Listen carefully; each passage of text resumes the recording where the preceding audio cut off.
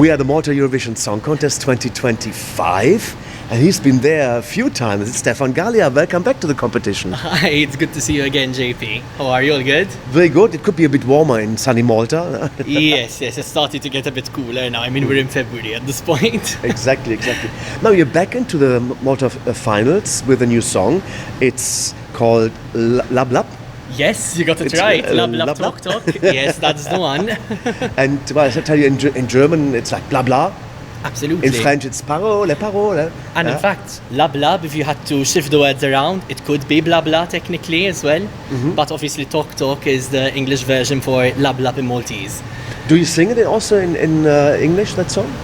So this is a mix between Maltese and English. So there is just a phrase which is in Maltese, which we say "Compli lablapem."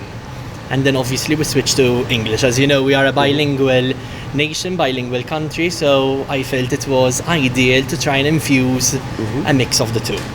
Okay, and how was the song created? Did you also do the songwriting camp in the summer? Yes, I did. So obviously I started writing music. Predominantly, I had my intentions of coming back to the show, started writing in February, then the music exchange camp applications came out, I think, sometime in May. I decided to apply, and that's where I was paired with Matt Black, who is also one of my fellow co-writers, Celia from Norway, and Itamar as well, and we decided to come up with this particular song. Now, I already went into that studio session with the type of message that I wanted to portray. And I wanted to write a song which speaks about social media gossip, how we ought to be a lot more careful on the basis of what we say. I wanted the song to focus on how harmful fake news can be as well nowadays, and how we ought to be kinder to each other in what we say. And it was as if it was a match made in heaven, because Matt Black came up to us and he said, "Oh my gosh, I was actually thinking of this word Lablab," which fit the narrative that I wanted to portray in the song, the story I wanted to portray in the song perfectly. What was so interesting is that this time in this session, I just wanted to let the creative process to flow without directly, setting my mind to something immediately or restricting myself to a particular genre. And hence, as you can hear, this year we opened up quite a bit further compared to my previous Malta Eurovision Song Contest entries. Well, it's a bit different to the others that you had in the running. It is. Can you also describe how you're going to be staging it on the show tomorrow, on the semi-final too? Okay, I have to keep this still. I know I'm going to sound completely cliché, but I think my stage director would not be pleased at all. But it's going to be very mysterious, very electronic. Those are the only hints I can give you. But I think it's going to be an interesting show. There's a lot of creativity going on stage. All I can say, it is not a performance that is made for the audience in the arena directly. It is a performance which has been created specifically for television. Okay, so that's very interesting to do. What triggered you to come back again to this competition? You've been before, Oh, yes. and they didn't qualify, so you really want to know. I had such a journey with Malta Eurovision. Times where I qualified, times where I did not qualify. Obviously, JP, I wasn't 100% sure. While I was writing, Eurovision was in mind. Still, I wasn't 100% sure if I was going to do it this year. Obviously, I wanted to evaluate and see what the process was going to be like. I mean, I am a Eurovision fan. I am an artist. I think the platform gives the artist incredible visibility to network with other songwriters, to showcase my art on such a major stage. Of course, it's one of my goals. I do want to go. Let's hope for the best. Fantastic. We spoke to Cantera just a few moments ago. They came second into Musica for 3 times. Yes. Are you going to take part in Musica as well? I am intrigued. Yes, Musica is considered to be our, I think in Albania they have Kenga Magic.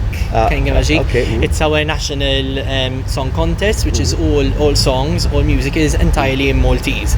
Also staged on a massive platform. So yes, that is something that interests me. I am writing music in Maltese as well at the moment. I've never released any songs in Maltese just yet, fully in Maltese. But hopefully in the coming months that will be set to change. You said you're a big Eurovision fan yourself, and I think the last time we spoke was in 2023. 2023.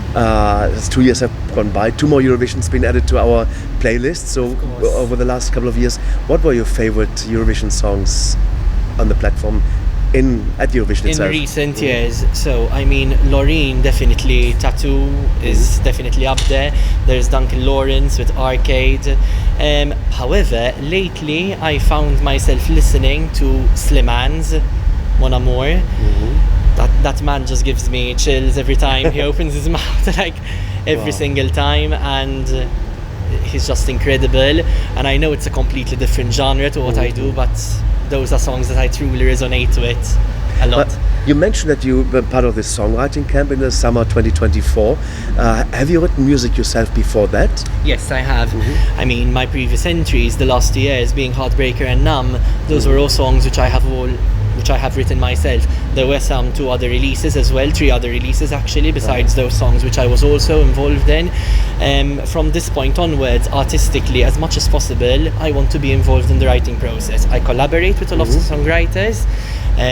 Last August I was also in Norway to write with a few people. One of the contestants in MGP, Lablab, also did some of my backing vocals on one of my upcoming tracks as well. Wow. So yes, there was a lot of networking going on and a lot more releases which are coming right after Malta Eurovision Song Contest. Wow, we're looking forward to those. Yes. And One is written with Ketil Morland, I can reveal, which will come out hopefully in 2-3 weeks time. So wow, that close. that's really amazing. You really took a good networking there. That was amazing. It was a whole year of writing and refining my craft as much as possible. I believe that the more music you write, the more you make way for the better songs to come out. Okay, so That of is course you learn. So what did you learn in addition while doing this songwriting camp last summer in Malta to what you already knew? What is the addition?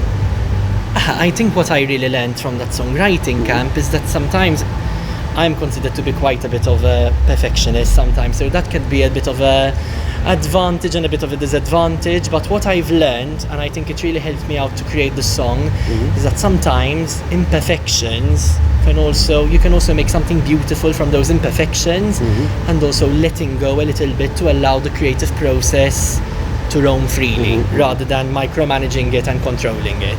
Okay. Are you now a full-time musician or you have another job in Malta? Well, I am a full-time educator. I'm in post-university. I mean, I've been teaching now at a secondary school for 5 years. I know that all my students are currently following. I'm in the music business here. It is what it is. It is a very small market, although lately it is starting to boom. And yes, there are opportunities where now it can also be a full-time job. But obviously we still need a lot more help when it comes to national radio. Things are already progressing, it's already getting better, but it's a question now of boosting our percentages so that we can discover more artists and more genres locally. I advocate a lot for this. Stefan, it's really been an honor and pleasure to speak to you again. To you too. And tell us about your social media, how people can follow you, as well as if you have a message to all your fans outside there. So you can check out my website, stefanofficial.com. I'm on Instagram, stefanmusic.mt, YouTube, Facebook. Stefan Galea, you can find me there.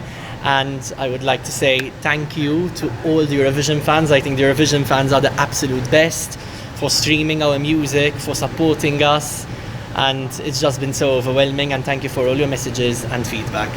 See you soon.